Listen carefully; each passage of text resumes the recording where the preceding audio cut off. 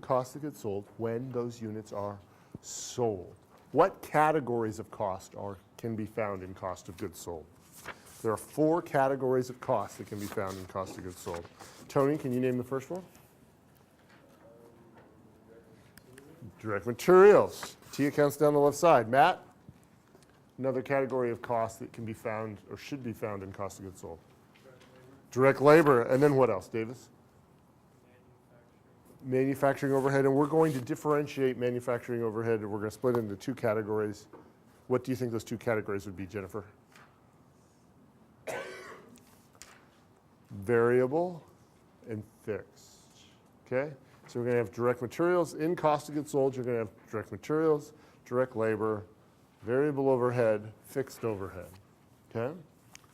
Why don't we split direct materials into its variable and fixed components? Hark.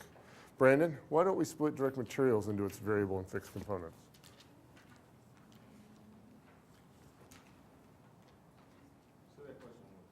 Why do we not split direct materials into its variable piece and its fixed piece,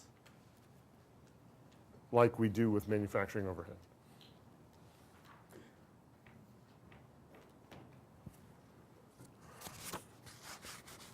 Mike?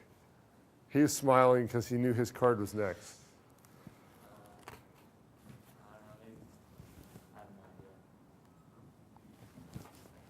Brandon, have you gotten an idea since I asked Mike? No, I said I'm confused. Matt, what's your answer? I don't know. Anybody? It's a trick question. What? They're all variable. Direct materials costs are variable. So it's something of a trick question. My apologies. But hopefully you'll remember now. Direct materials is all variable. Therefore, there's no variable and fixed components to break them into. The same can be said, Tony, about direct labor. Direct labor is only variable. Therefore, it has no variable and fixed components. So it's only overhead. Manufacturing overhead, we split into variable and fixed parts.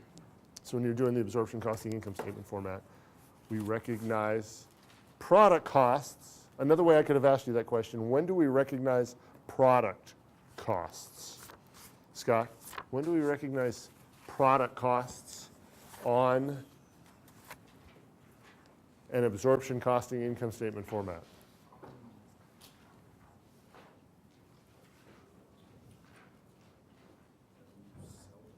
When you sell them. Now, he did not act very confident when he said it because he was kind of wincing and what have you, but that was exactly right.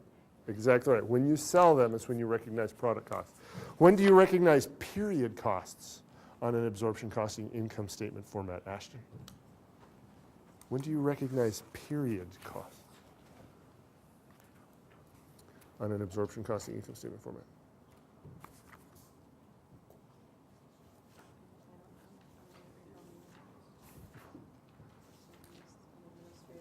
Anthony, do you know?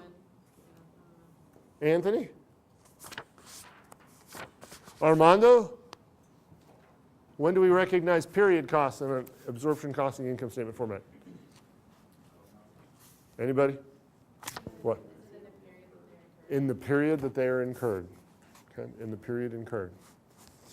So we recognize period costs in the period incurred. We recognize product costs when they are sold. Is that what he was trying to tell you? Yeah, I was trying to tell her something wrong. Did you say that's for absorption or variable? Like I have it for variable, but I don't have it for the absorption. They have it written Period down costs. with an arrow. Period costs are recognized in the period incurred. All period costs. Yeah, I have that written And here. on the variable costing income statement format, fixed manufacturing overhead is treated as a period cost. Okay, that's why that's written over there. Got it. Very good. Thank you for reminding me. Anything else? Oh, there's more. Yes, ma'am. The product costing that's on the department final, that's the job order costing methods, right? It's actually, there are 3 answers to the question, how much does it cost? The one answer is job order costing. What's another answer, Megan? Megan, just talk to me. Ekta, what's another answer to the question? We can use job order costing to answer the question. How much does it cost? What else can we use to answer that question? She thinks that's a very good question. JJ, can you help her? Process costing, and what's the last one, Brittany? We did, absorption was the first one. Process, and what's the last one?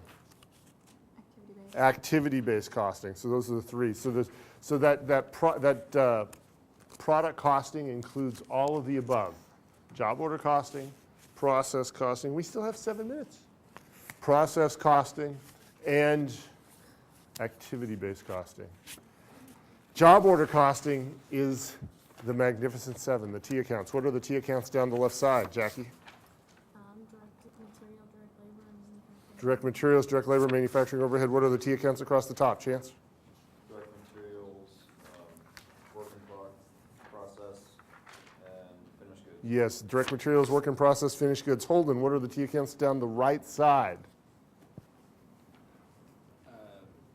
Fixed goods, cost of goods sold, income statement. Finished goods, cost of goods sold, the income statement. Nick, what is true of all the T accounts down the left side? Product costs. Heidi, what's true of all the T accounts across the top?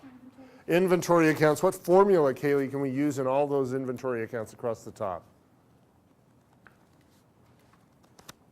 Tyler, you know?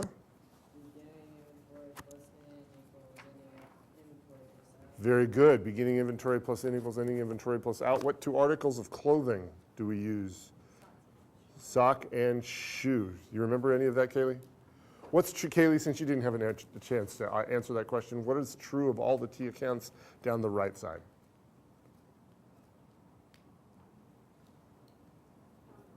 Down the right side. What's the word? What word are you saying? Nothing is the correct answer. I just wanted to make sure. I mean, she's kind of saying it really quiet. Nothing. It is a bit of a trick question.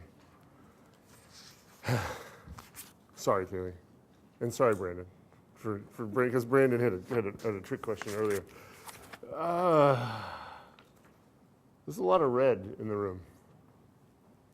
Even if some of it belongs to the wrong university, there's a lot of red in the room. Those T accounts, Sarah, are we using them to create an absorption costing income statement format or a variable costing income statement format? Absorption, correct answer, okay? Where's cost of goods sold? No, I want not cost of goods sold. Cost of goods manufactured. There's an arrow named cost of goods manufactured. Evan, where is it in those T accounts? It's between work in process and finished goods. Very good. Now, when we move on, we're going to move on because we got to move on because we've only got 5 more minutes. When we calculate in process costing, what strange new calculation did we learn for process costing? Was it aloe? Aloe? Aloe. Aloe. Assets equals liabilities. That's not new though. That's not, no. I'd forgotten, you said that was way back, that was way back, that was the first day of class. Equivalent units. Picket fence, anyone? Does anybody remember my wonderful, masterful work of art? Yeah, beautiful. Beautiful. She has 2 copies of it. She was so impressed. So equivalent units, you have to know how to calculate equivalent units using the weighted average method. So make sure you can do that, okay? Activity-based costing, how did we define activity-based costing, or how did Perry Mason define activity-based costing? Chris?